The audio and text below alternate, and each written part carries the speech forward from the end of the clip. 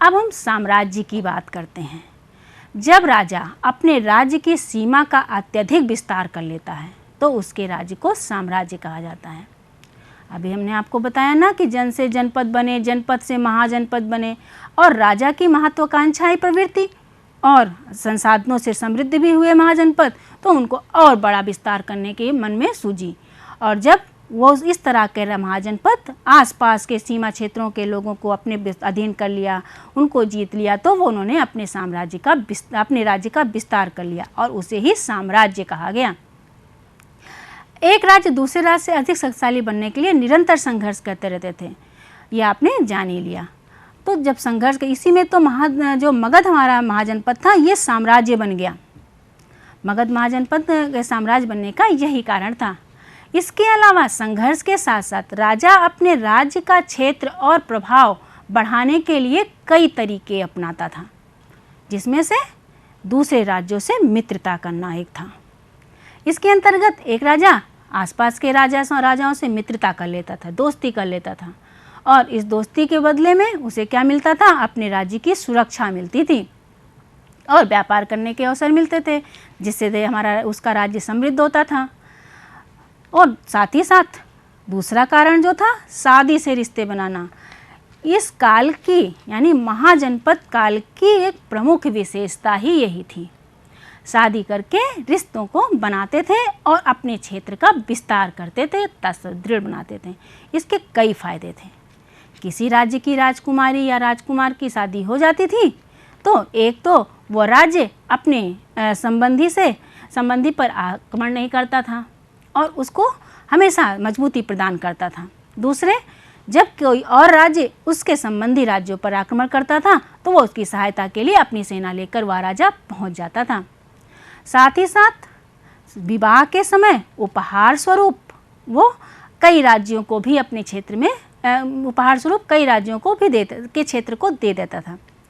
अपने राज्य के कुछ क्षेत्र उपहार में भी वो देता था। तो क्या होता है, इस स्थिति में जो राजा वैवाहिक संबंध स्थापित करता था उसको बहुत सारे फायदे होते थे। इसलिए इस तरह का संबंध महाजनपद काल में बहुत देखने को मिलता है।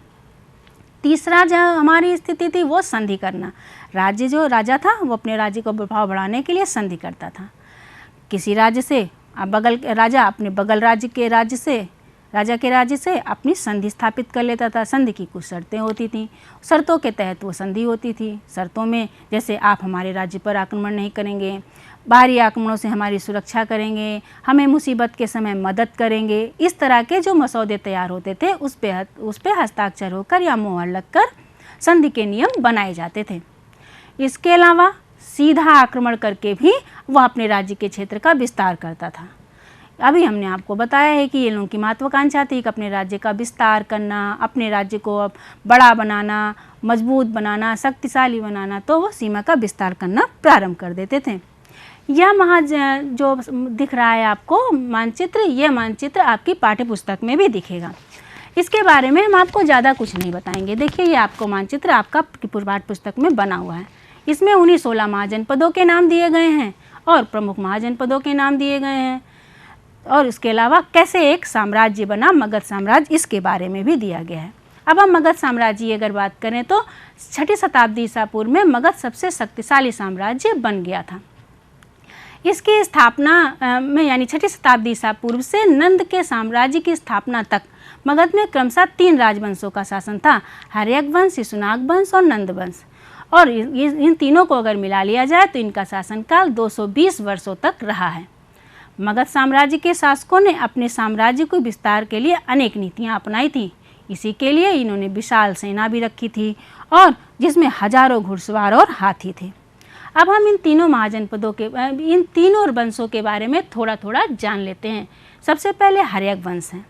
हर्यक वंश की स्थापना बिंबिसार ने की थी और बिंबिसार ने गिरिव्रज को अपनी राजधानी बनाया था। कहते हैं मगध साम्राज्य का वास्तविक संस्थापक बिंबिसार ही था और इसका पुत्र अजातशत्रु एक प्रतापी शासक था। बिंबिसार महात्मा बुद्ध का मित्र भी था और संरक्षक भी था। बिंबिसार और अजातशत्रु दोनों ने बौद्ध धर्म के प्रचार प्रसार के लिए खूब कार्य किया और बौद्ध धर्म के मतानुयायी बन गए। दोनों ने वैवाहिक संबंध स्थापित करके अपने राज्य का प्रभाव बढ़ाया था। महाराजा अजातशत्रु के कार्यकाल में राजगृह में बौद्ध स्तूप का भी निर्माण हुआ था। इसमें जो हमारे अजातशत्रु थे, इन्होंने लिच्छवियों से और मध्य देश से आदि काशी देश से आदि देशों की राजकुमारियों से विवाह संबंध भी स्थापित किया था। अजातशत्रु ने राज्य करते करते जब इसका मन बहुत अशांत हो गया, तब यह सबसे पहले जैन धर्म के शरण में गया, लेकिन वहाँ उसे शांति नहीं मिली तो इसने बौद्ध धर्म अपना लिया था। अब हम शिशुनाग वंश की बात करते हैं। हर्यक वंश का जो अंतिम शासक था नागदशक, उसकी हत्या उसके ही अमात्य शिशुनाग ने कर दी थी और इसके साथ ही साथ उस मगध साम्राज्य पर एक नए वंश की स्थापना की थी।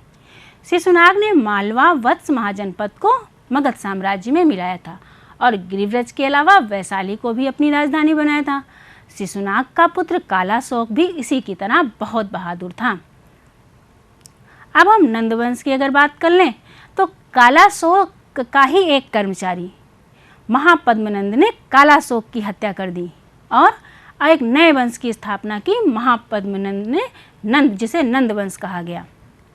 इसके पास अपार सैन्य बल, धन बल और जनबल था, जिसके कारण ही इसे महापद्मनंद कहा जाता था। और इसके साथ साथ इसके जो क्षेत्र था वह इसने उत्तर के अधिकांश राज्यों को जीतकर एक केंद्रीय सत्ता की स्थापना की थी।